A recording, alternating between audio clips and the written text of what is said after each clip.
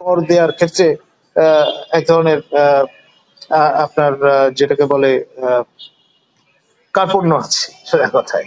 তিনি নিজের প্রতিষ্ঠানের কর রেয়াত নিয়ে নিয়েছেন এবং হাজার কোটি টাকা আপনার সুবিধা নিয়েছেন।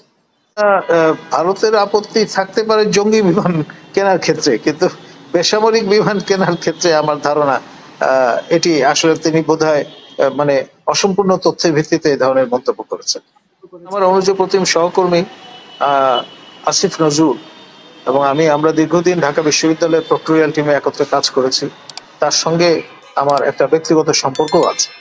তো সেই কারণে আমি যেটি বলবো যে তিনি আপনার যথেষ্ট মিডিয়া সচেতন একজন ব্যক্তিত্ব এবং লক্ষ লক্ষ লোক তার বয়ান আপনার হাসিনার আমলে শুনেছে এবং তার যাতায়াত সর্বত্র। তিনি 24 জন রাষ্ট্রদ্রোহীর একজন, তার নামে মামলা হয়েছিল সেই আপনার জাহানারা ইমামের নেতৃত্বে যে আন্দোলনটি গড়ে উঠছিল সেই সময়। এবং তিনি আপনার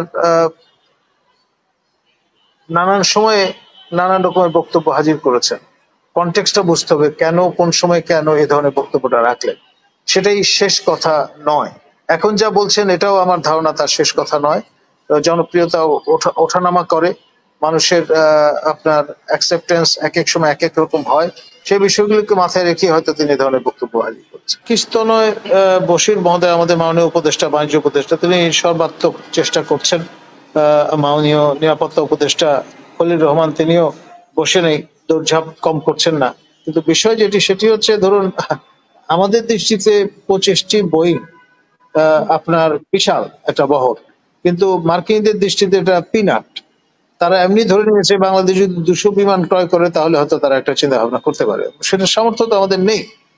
এখন প্রফেসর ইউনূসের মতো একটি সরকার, যেটি ইন্টারিম গভর্নমেন্ট, জনগণের প্রতিনিধিত্ব করে না, সেই সরকার যদি এই বোয়িং কেনে তাহলে পরবর্তী যারা জনপ্রতিনিধি আসবেন তারা সেটা মানবেন কেন?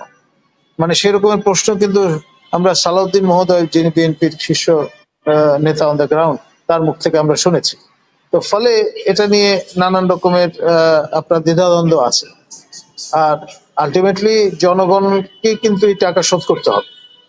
প্রফেসর ইউনূসকে কিন্তু তখন পাওয়া যাবে না। এমনি তো তার একটা আমরা দেখেছি যে কর দেওয়ার ক্ষেত্রে এক ধরনের আপনার যেটাকে বলে কার্পণ্য আছে সেটা কথায়।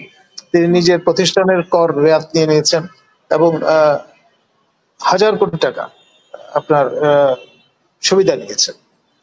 ব্যক্তি ইউনূস নিয়েছেন সেটা আমি বলছি না, তার প্রতিষ্ঠান। কারণ তিনি এই প্রতিষ্ঠানের সঙ্গে মিলে যৌথভাবেই কিন্তু নোবেল পুরস্কারের দ্বারা সম্মানিত হয়েছেন। সেই জন্য গ্রামীণ তার বেবি, এটা স্বীকার করতেই হবে। মানে তাকে গ্রামীণ থেকে বিচ্ছিন্ন করার কোনো জো নেই এবং গ্রামীণে তার সঙ্গে কাঁধে কাঁধ মিলিয়ে কাজ করেছেন মাননীয় উপদেষ্টা নূরজাহান। সেই কারণেই কৃতজ্ঞতা স্বরূপ তিনি তাকে স্বাস্থ্য উপদেষ্টার মতো একটি মর্যাদাপূর্ণ দায়িত্ব প্রদান করেছেন, মন্ত্রী মর্যাদা।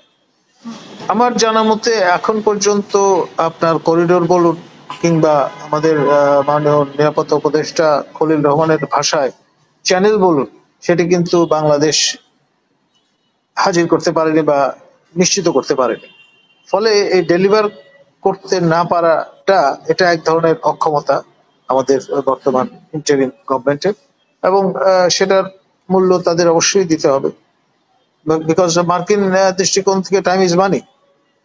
তারা তো অনেক আগেই বার্মা অ্যাক্ট প্রণয়ন করেছেন, প্রচুর রিসোর্স বরাদ্দ করেছেন। এখন এই 7 মণ ঘি ঢেলে যদি রাধা না নাচে তাহলে তাদের জন্য রাগান্বিত হয়।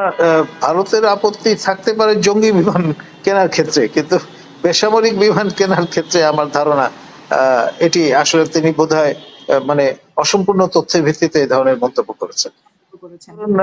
ব্যক্তিগতভাবে আমি মাননীয় স্বরাষ্ট্র উপদেষ্টাকে অনেকদিন ধরে চিনি, তার সঙ্গে ইন্টারাক্ট করেছি নানান সময়, এবং তিনি খুব চাইল্ড লাইক একটা সিম্পলিসিটি তার মধ্যে আমরা খুঁজে পাই। অকপটে অনেক কথা বলে ফেলেন এবং সেটি মিডিয়াও খুব কায়দা করে প্রচার করে। তো ফলে এই কাণ্ড করে একটা স্বরাষ্ট্রমন্ত্রী হিসেবে বা উপদেষ্টা হিসেবে যে ভাব গাম্ভীর্য এবং যে শীতলতা এই পদজনিত কারণে থাকবার কথা, অন্য মন্ত্রণালয়ের তুলনায় এটি কিন্তু অনেক বেশি সেন্সিটিভ মন্ত্রণালয়। তো সেখানে যতগুলো আপনার ইন্টারাকশন আমরা প্রেসের সঙ্গে তার দেখি, সবই হয় কেউ তাকে প্রম্পট করে দিচ্ছেন, অথবা আপনার হাস্যরসাত্মক কথাবার্তা মধ্য দিয়ে আপনার সেই এপিসোডটা শেষ হচ্ছে।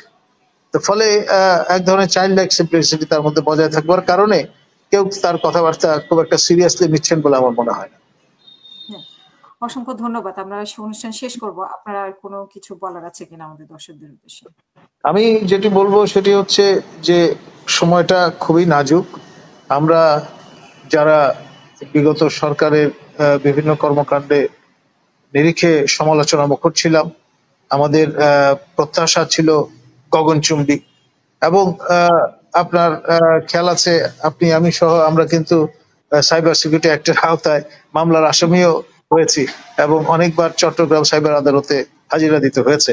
তো এইরকম একটি আপনার ব্যাকগ্রাউন্ড থাকার পরে আমাদের প্রত্যাশা ডেফিনেটলি অনেক বেশি থাকবে। সেই পরিমাণে চিন্তা করলে, সেই বিবেচনায় আমরা কিন্তু ইন এ ওয়ে একটু হতাশ হয়েছি এই সরকারের পারফরমেন্সে। তাদের আরো অনেক ভালো একটা গভর্নেন্স সিস্টেম আমাদের উপহার দেওয়া উচিত ছিল, এবং দৃশ্যমান, ধরা ছোঁয়া যায়, দেখা যায় এই রকমের পারদর্শিতা প্রদান করাটা ছিল আমাদের প্রত্যাশা। তো যাই হোক, সময় এখনো শেষ হয়ে যায়নি, হোপ ফর দ্য বেস্ট। দেখি বর্ষপূর্তির পরে কি অবস্থা দাঁড়ায়।